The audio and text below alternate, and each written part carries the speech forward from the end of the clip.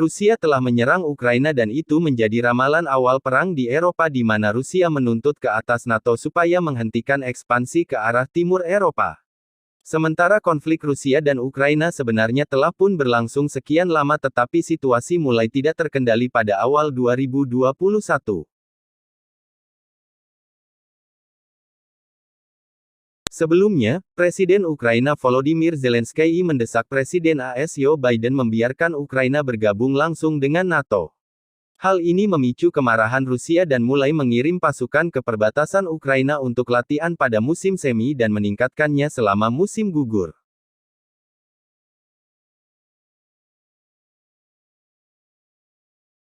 Amerika mulai meningkatkan pengerahan ke atas Rusia dan Joe Biden memperingatkan sanksi berat jika Rusia menginvasi Ukraina.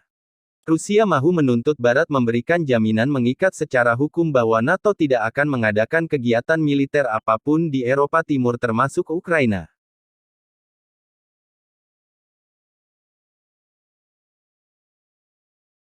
Vladimir Putin mengklaim Ukraina adalah boneka Barat dan tidak pernah menjadi sebuah negara yang layak.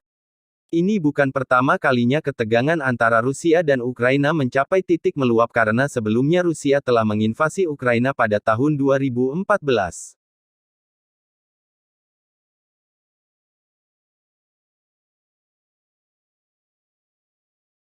Peristiwa penting adalah ketika pemberontak Ukraina yang didukung oleh Presiden Putin telah merebut sebagian besar wilayah timur Ukraina dan telah memerangi tentara pemerintah, sementara Rusia turut berhasil mencaplok semenanjung Crimea.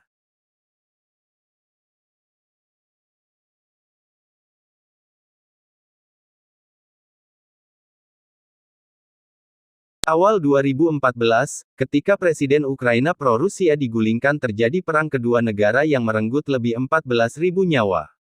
Pada tahun tersebut turut terjadi peristiwa tak terduga di mana pesawat penumpang Malaysia MH17 hancur ditembak oleh entah siapa dalam daerah yang dikendalikan oleh pemberontak pro-Rusia.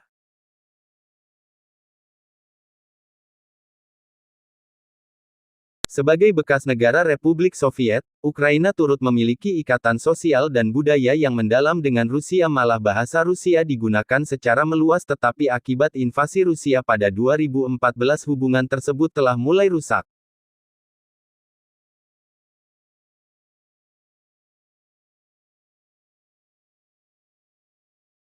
Rusia dan Ukraina telah menandatangani perjanjian damai Minsk untuk menghentikan konflik bersenjata di Ukraina Timur termasuk wilayah Donbas.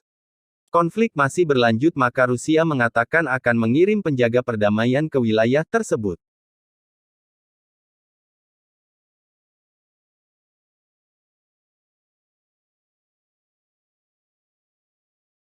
Pihak Barat menyebutnya dengan sindiran sebagai layar asap oleh Moskow untuk menduduki wilayah berdaulat.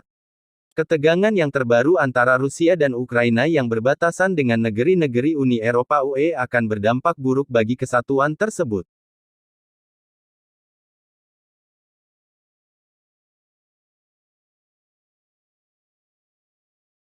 Oleh karena UE yang sebagian besar merupakan penandatangan organisasi NATO telah bergabung dengan Amerika untuk mengumumkan sanksi terhadap entiti Rusia jika invasi terjadi, dan diperkirakan bahwa NATO mungkin menjadi ancaman baru Rusia.